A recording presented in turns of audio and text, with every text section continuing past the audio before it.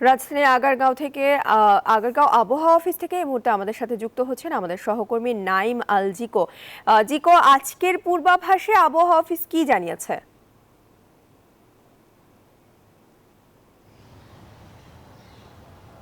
যে প্রিয়াঙ্কা, যেমনটি এর আগেই জানিয়েছি যে রাজধানী অর্থাৎ উত্তর এবং উত্তর পূর্বাঞ্চল দিয়ে কিন্তু আগামী 24 ঘন্টার মধ্যে বৃষ্টিপাত হওয়ার সম্ভাবনা রয়েছে এবং যার ফলে কিন্তু যেই তাপপ্রবাহ অনুভূত হচ্ছিল সেটি কিন্তু অনেকটাই কম হবে। যেমনটি দেখেছেন যে গতকাল বৃষ্টির কারণে কিন্তু আজকে তাপমাত্রা অনেকটাই কম, নগরবাসীর মধ্যে কিন্তু স্বস্তি অনেকটাই ফিরে এসেছে।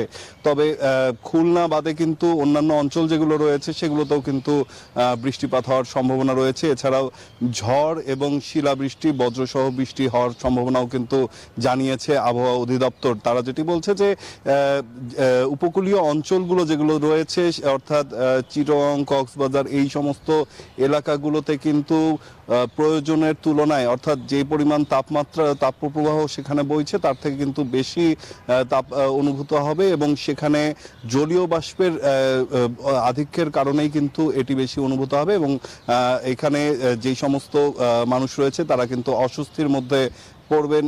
এটি কিন্তু আমাদেরকে ফায়ার সার্ভিস, এটি কিন্তু আবহাওয়া কর্তৃপক্ষ আমাদেরকে জানিয়েছেন। এছাড়াও কিন্তু এই তাপপ্রবাহ তখনই হলো, এখনই পর্যন্ত আসলে কোনো স্বস্তির সংবাদ আবহাওয়া অধিদপ্তর দেয়নি। বলেছেন যে এই মাস পুরোটাই কিন্তু তাপপ্রবাহ এই অবস্থাতেই থাকবে। পরবর্তীতে এই তাপপ্রবাহ যদি বৃষ্টিপাত কম হয় সেক্ষেত্রে কিন্তু আরও বাড়বে। তো এই ছিল এখন পর্যন্ত আমার কাছে এখানকার সবশেষ তথ্য। আমার আরেক সহকর্মী রয়েছেন চট্টগ্রামের নয়ন বড়ুয়া জয়, সেখানে আসলে তাপপ্রবাহের কারণে হাসপাতালগুলোতে কিরকম রোগীর সংখ্যা বেড়েছে, রোগীদের আসলে কি অবস্থা সেটি জানতে সরাসরি যুক্ত হব তার সাথে। জয়। বিকাশে কম খরচে ক্যাশ আউটের লিমিট বেড়ে 50,000, প্রিয় এজেন্টও 2টা। ধন্যবাদ ঝিকো আপনাকে। আপনি যেমনটা দেখিয়েছেন তেমনিভাবে বন্দরগুলি চট্টগ্রামেও তীব্র তাপদাহ অতিষ্ঠ নগরবাসী। একই সাথে যে মেডিকেলগুলোতে ভর্তি হচ্ছে অনেক রোগী, আমরা দেখছি এখানে শিশু থেকে নিয়ে বিভিন্ন বয়সের মানুষ কিন্তু ভর্তি হচ্ছে। বিভিন্ন রোগ বলতেছে গরম জড়িত যে রোগগুলো আছে, তো ডায়রিয়া রোগীর সংখ্যা কিন্তু অনেকটা বেড়েছে। চিকিৎসক যারা আছেন তারা চেষ্টা চালিয়ে যাচ্ছেন তাদেরকে সুস্থ করতে।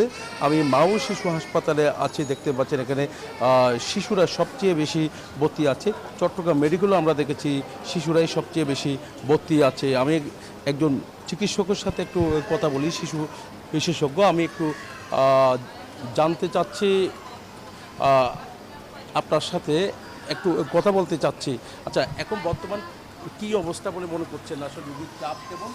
যেহেতু তাপদাহ, একটু জানতে চাচ্ছি পরামর্শটা।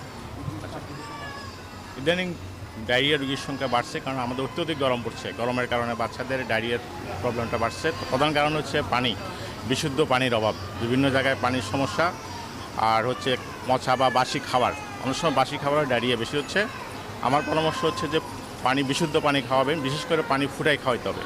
ফুটানো পানির অল্টারনেটিভ কোনো কিছু নাই। আর খাওয়া দাওয়ার ব্যাপারে সতর্ক হতে হবে।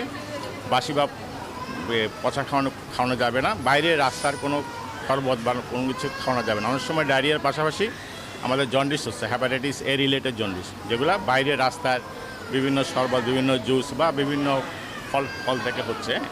এসব থেকে সতর্ক হতে পারলে আমাদের ডায়রিয়া প্রাদুর্ভাব কমানো যাবে। Thank you. আমরা এতক্ষণ ধরে কথা বলেছি শিশু বিশেষজ্ঞের কাছে, তিনি যেমনটা পরামর্শ দিয়েছেন সেই পরামর্শ অনুসারে যদি পরিবারগুলো এবং সাধারণ মানুষ যারা আছে তারাও যদি মানেন তাহলে এই রোগ থেকে রেহাই পাওয়া সম্ভব বলে বলছেন তিনি। এই ছিল আমার এখানকার সর্বশেষ। ফিরে যাচ্ছি স্টুডিওতে প্রিয়ঙ্কার কাছে। জয়, ধন্যবাদ আপনাকে।